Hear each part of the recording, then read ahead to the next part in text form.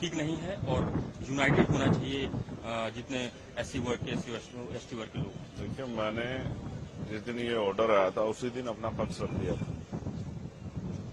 पहली बात, SC ST का जो रिजर्वेशन है उसका आधार आर्थिक नहीं है कि उसमें क्रीमी लेयर या वर्गीकरण किया जाए। उसका आधार जो है वो अनटचेबिलिटी है, छुआछूत है, भेदभाव है, जातीय उत्पीड़न है।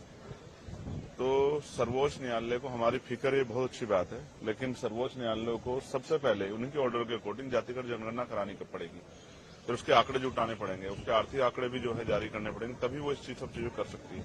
तो उनको करना पहले चाहिए। अगर वो दलित वर्गों के इतनी हितैषी हैं तो उनको सब सारा बैकलॉग भरवाना चाहिए और जातिगत जनगणना के ऑर्डर सरकार को देने चाहिए। अगर SC ST एकजुट रहेगा तभी अपनी लड़ाई लड़ पाएगा। हम तो लंबे समय से अभी जो है SGPG जो है वहां लखनऊ में और इलाहाबाद जो है यूनिवर्सिटी में जिस तरह से NFS करके हमारे लोगों को निकाला गया, ये स्पष्ट है। उन NFS को भरवाने के लिए सरकार ने क्या किया, उन NFS को भरवाने के लिए सुप्रीम कोर्ट ने क्या किया है, तो वो कुछ नहीं किया है। हाँ, हमेशा कोशिश ये की गई है कि इनके जो लड़ने वाले लोग हैं उनकी ताकत कम किया जाए। अब SC ST बटने वाले नहीं, आप ही देख लो इस फैसले का कितना समर्थन, कितना विरोध हो रहा है। तमाम लोगों में इसका विरोध है। तो हम स्पष्ट है कि हम अपने लोगों को बटने नहीं देंगे और हमें अपने लोगों की चिंता है। इसलिए हमने स्वतः जो है 1.5 साल पहले मांग की थी कि जिन जातियों को अवसर नहीं मिला है उनको उनका आरक्षण बढ़ा के 15% शेड्यूल कास्ट को मिलता है और 5% बढ़ा के उन बाकी जातियों का आरक्षण देने की व्यवस्था सरकार करे। ये 1.5 साल पहले हमने लखनऊ PC करके कहा था और दिल्ली में भी। और जो OBC की वैसी जाति है उनको भी जो है 15% अलग से रिजर्वेशन देने का काम जो है 27% से अतिरिक्त सरकार करे, लेकिन कहाँ सुना, सुप्रीम कोर्ट ने भी नहीं सुना। तो जब आप EWS 10% दे सकते हो तो आप जो है 5% शेड्यूल कास्ट के लोगों को बढ़ा क्यों दे सकते? तो मेरा मत तो ये है कि 100% रिजर्वेशन 2% सरकारी नौकरी में कर देते हैं, 98% प्राइवेट सेक्टर है।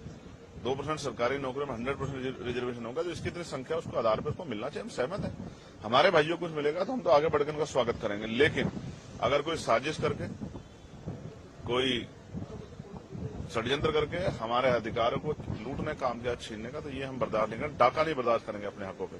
इसके लिए चाहे सरकार से जो है अध्यादेश लाने की बात हो, चाहे सुप्रीम कोर्ट में जो है रिपिटिशन दाखिल करने की बात हो, या मैं आज सारे मेंबर ऑफ पार्लियामेंट जो शेड्यूल कास्ट शेड्यूल ट्राइब के हैं या जो सामाजिक न्याय को मानते हैं उन सबसे चर्चा करूंगा और बहुत जल्द जो है एक बड़ा जो है हम अपना इस संघर्ष का स्वरूप सरकार और सुप्रीम कोर्ट को दिखाएंगे। हम अब पीछे हटने वाले नहीं। हम अपने अधिकारों के लिए, स्पेशली मैं चंद्रशेखर आजाद, अपने लोगों के अधिकारों के लिए, बाबा साहब अम्बेडकर ने कहा था कि जब मेरे हित में और देश हित में टकराव होगा तो मैं देश की तरफ रहूंगा, लेकिन जब मेरे समाज के हित में और देश हित में टकराव होगा तो मैं समाज की तरफ रहूंगा। मैं फिर आज कहता हूं कि अगर कोई भी हमारे अधिकारों छीनने काम करेगा तो हम हर कीमत चुकाने के लिए तैयार हैं। मैं अपने समुदाय के साथ खड़ा हूं, उनको ना बटने दूंगा, ना उनके अधिकार में कटौती होने दूंगा।